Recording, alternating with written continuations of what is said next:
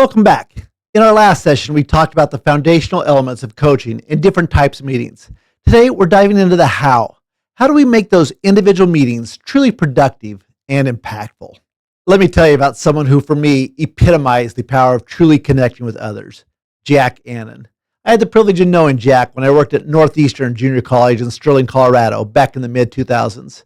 Jack was semi-retired then, serving as the director of the NJC Alumni Association. But his roots at the college went deep. He'd been there since the 1960s as a recruiter and advisor.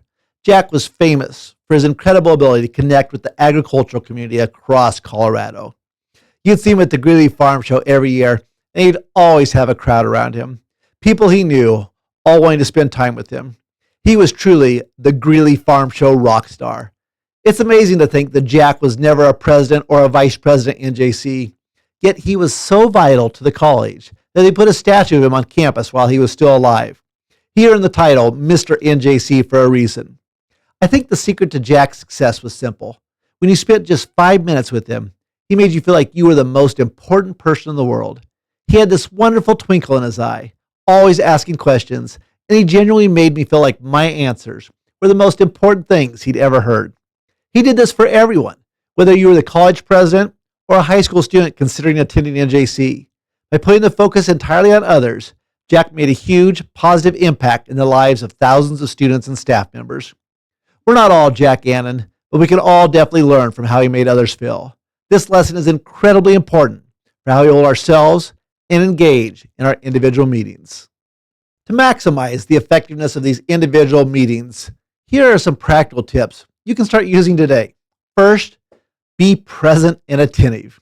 In every individual meeting, whether it's face-to-face or virtual, your presence and undivided attention are paramount. Eliminate distractions by closing unnecessary tabs on your computer, silence your phone, and find a quiet space. Make eye contact and actively listen to what the other person is saying, both verbally and non-verbally. Resist the urge to multitask or check emails. When you give someone your full attention, you demonstrate respect, build trust, and create an environment where they feel truly heard and valued. This focus allows for deeper understanding, more meaningful discussions, and ultimately more effective outcomes from your coaching conversations. Second, ask more.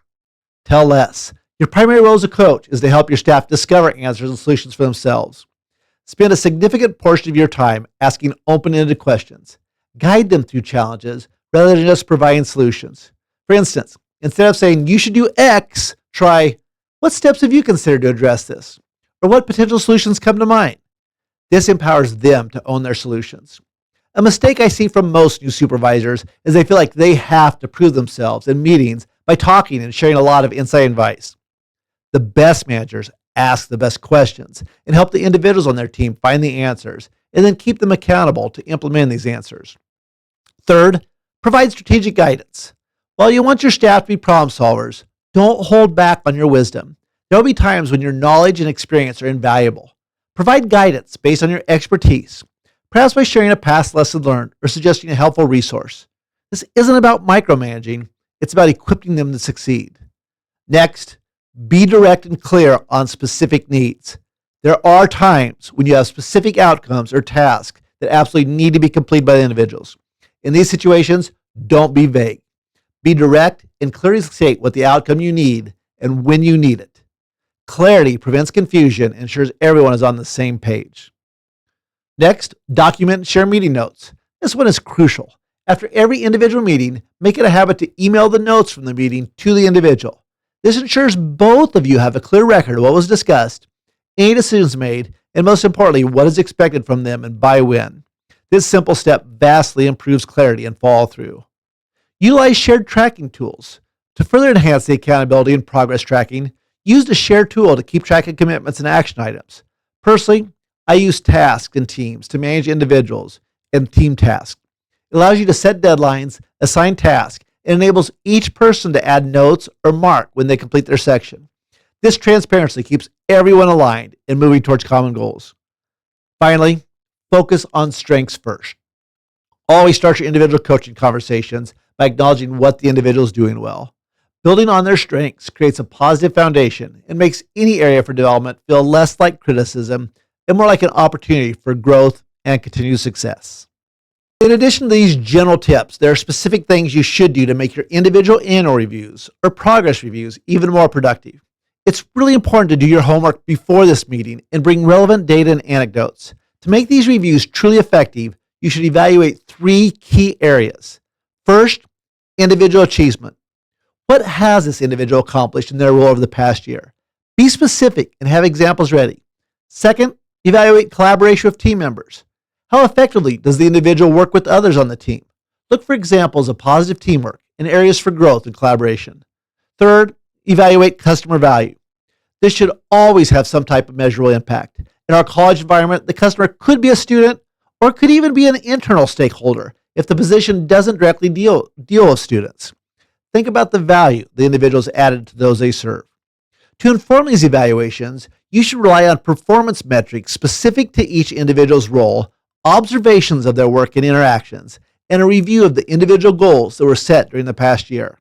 To help improve your observation and bring a little more objectivity to the process, I often conduct a 360-degree survey for my managers.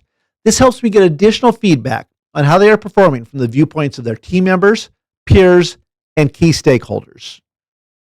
With the 360-degree survey, I'm able to uncover feedback that might not come up in everyday conversations. For example, I once had a dean of enrollment who reported to me, and in so many ways was amazing.